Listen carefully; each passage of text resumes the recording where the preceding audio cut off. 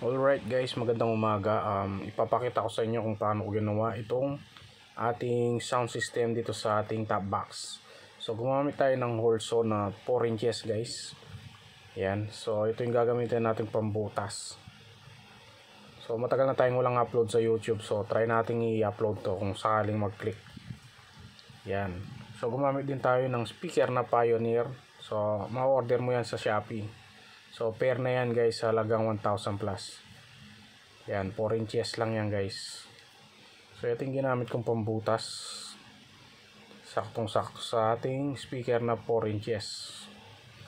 So meron na siyang pre-screen, tapos meron din siyang frame yung speaker. So yan, swak na swak yan guys. Ito yung kanyang cover. So ang gagawin natin, ito tornilyo lang natin siya sa ating top box. Yan, ganito lang yan guys. So simple lang. Yan, tapos ito tornilyo natin yan. So gagamit tayo ng maliit na tornilyo para hindi matutusok yung kamay natin sa loob ng ating top box. So yan, ganito lang kaliit yung gagamitin natin. Mga 1/4 na screw. Pang plastic guys ha. Yan. So gagamitan muna natin siya ng pambutas para hindi mawala sa lugar yung kanyang pagtutornilyuan.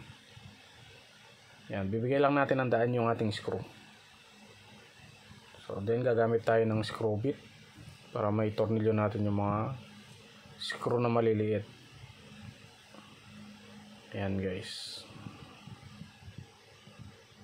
Kailangan isama na natin yung frame para hindi na siya maikot-ikot pa. So ganyan lang kadali guys. Tapos magsa sound check tayo mamaya kung anong klaseng tunog niyan. So sa next video, sa sound check natin. So ipapakita ko lang dito sa video kung paano natin ginawa to.